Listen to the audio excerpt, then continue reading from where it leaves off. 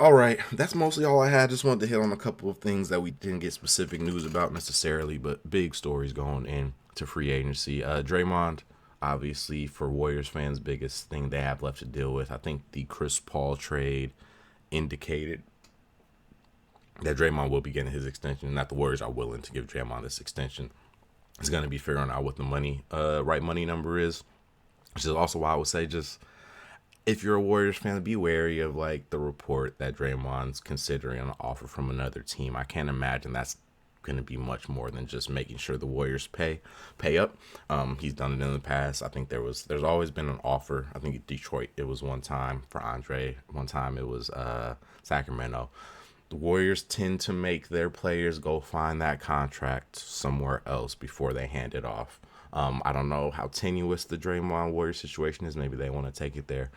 Point is, if you see Draymond is considering a max deal with the Sacramento Kings or Detroit Pistons or something, I think that's more of a leverage play than what Draymond actually wants to do.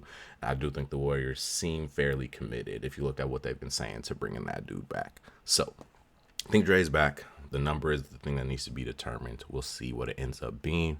Fred VanVleet, it's weird. I feel like a lot of Raptors Twitter was talking about we think he has a chance to get back, but a lot of the reporting is that Houston is going to give the bag, like literally max money for that first year, probably for a 2-year deal. That's what I used to do on MLB The Show when I was trying to lock up some players. Like I'll pay you more than anybody else for a couple seasons, and that seems to be the Rocket strategy here, which isn't necessarily a bad thing. I think he can be a good mentor to a lot of their players offensively who have much more physical talent than him, but could definitely learn about his approach to the offensive side of basketball.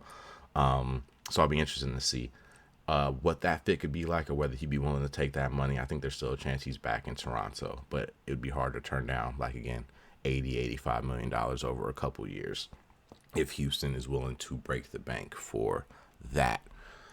And lastly, Russ. Only reason to bring up Russ, and I think this relates to the Clippers thing a little bit too, is that Russ seems like he is not 100% committed to coming back for the Clippers. It seems like he wants to. It seems like the Clippers want him back, but it seems like Russ is not going to rush that decision. I wonder how much of that is the contract he would get with the Clippers will, I would assume, be a minimum, if not one of those exceptions that is fairly low contract. Maybe Russ thinks he can pick up some more money on the open market, and he at least want to test that.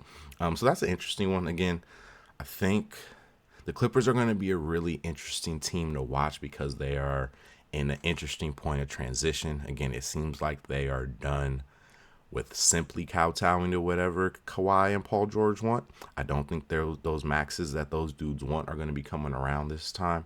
And again, the move to the new stadium, I think, is happening, not this season coming up, but the season after that, the new arena in Inglewood.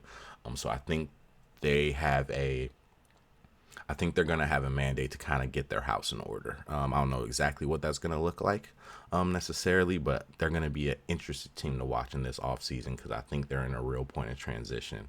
They're not in a bad place. They have a lot of they have a lot of good players on good contracts.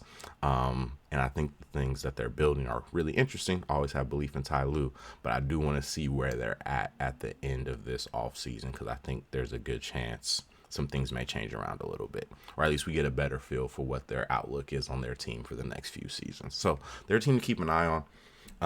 I think the Russ part of it just kind of helps speak to that. Obviously, the James Harden part speaks even more to that, and we'll see what ends up happening.